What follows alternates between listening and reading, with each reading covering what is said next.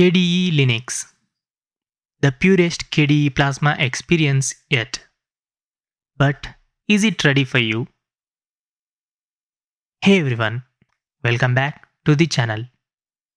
Today, we are diving into something truly special for KDE fans.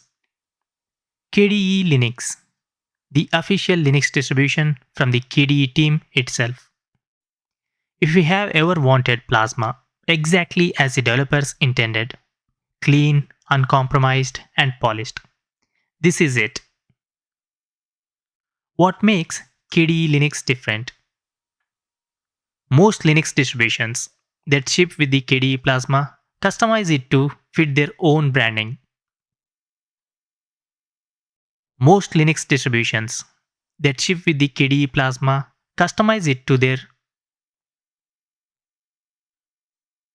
Most Linux distributions that ship with the KDE Plasma customize it to fit their own branding, themes, and workflows. Kubuntu feels like Ubuntu with Plasma on top.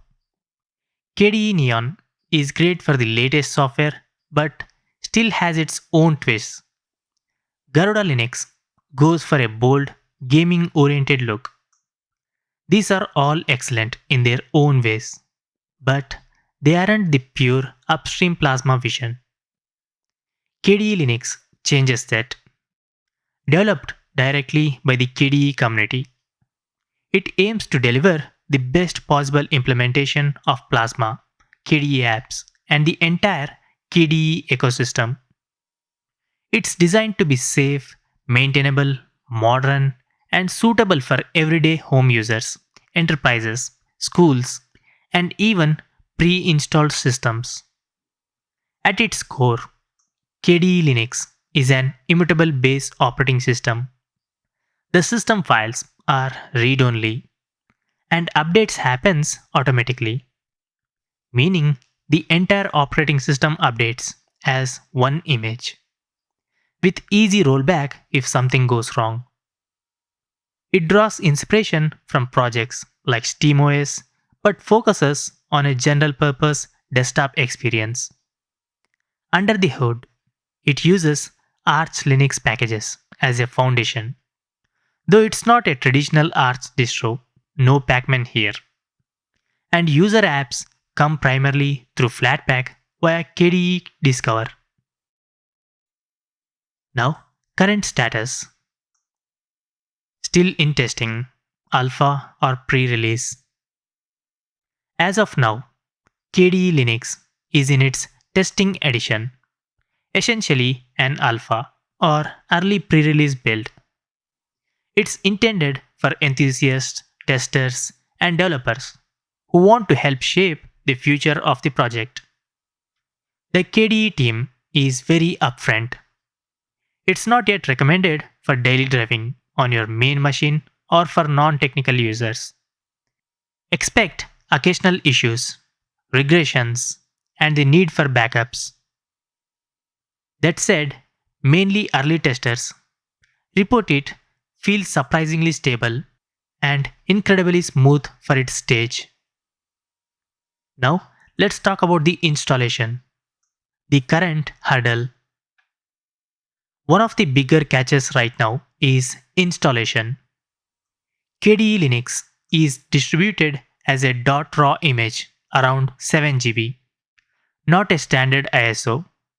Here is how it works.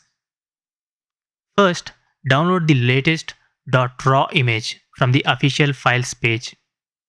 Verify the SHA-256 checksum for security.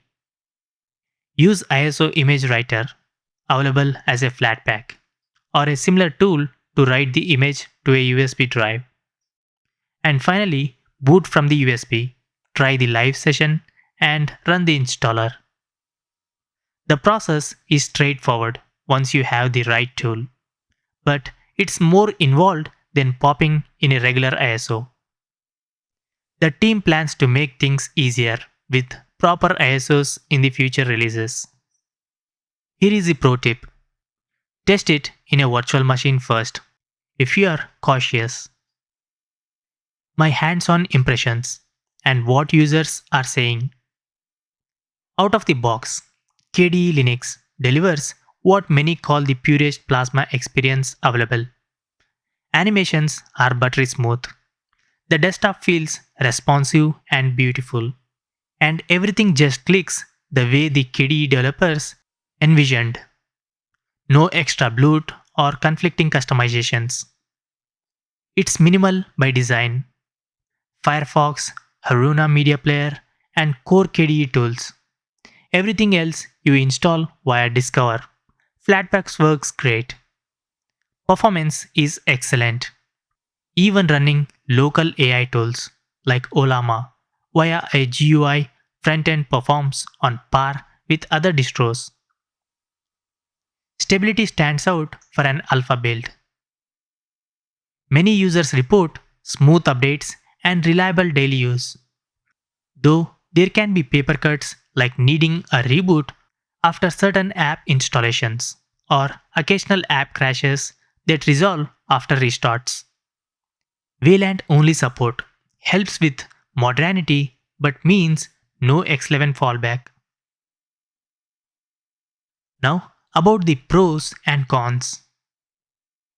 Pros: the cleanest, most authentic KDE Plasma desktop.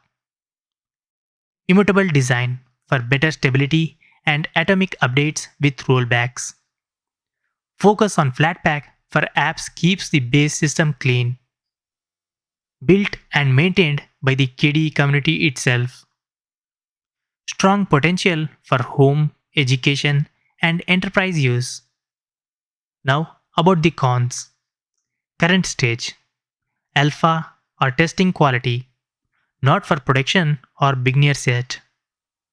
Raw image installation is less user friendly. Limited base apps relies on Flatpaks. Some known issues: check the wiki for the latest. No traditional package manager for system tweaks. Now, who should try KDE Linux? If you love KDE Plasma and want to experience it in its purest form, this is exciting. It's perfect for tinkerers, KDE enthusiasts, and anyone who wants to support the project by providing feedback. For most everyday users, sticking with the mature options like Kubuntu, Fedora KDE, or OpenSUSE for now makes more sense until KDE Linux reaches a stable release. Now, final thoughts. KDE Linux represents an ambitious step forward, an official home for the world's most customizable and powerful desktop environment. It's still early days, but the foundation is rock solid. If the team keeps up the momentum, this could become one of the best options for Plasma users. So, would you try KDE Linux on your hardware? Drop your thoughts in the comments, especially if you have tested it. And if you want more deep dives into immutable distros or Plasma tips, let me know. Thanks for watching. If you enjoyed this, hit like, subscribe, and turn on notifications. I'll see you in the next one.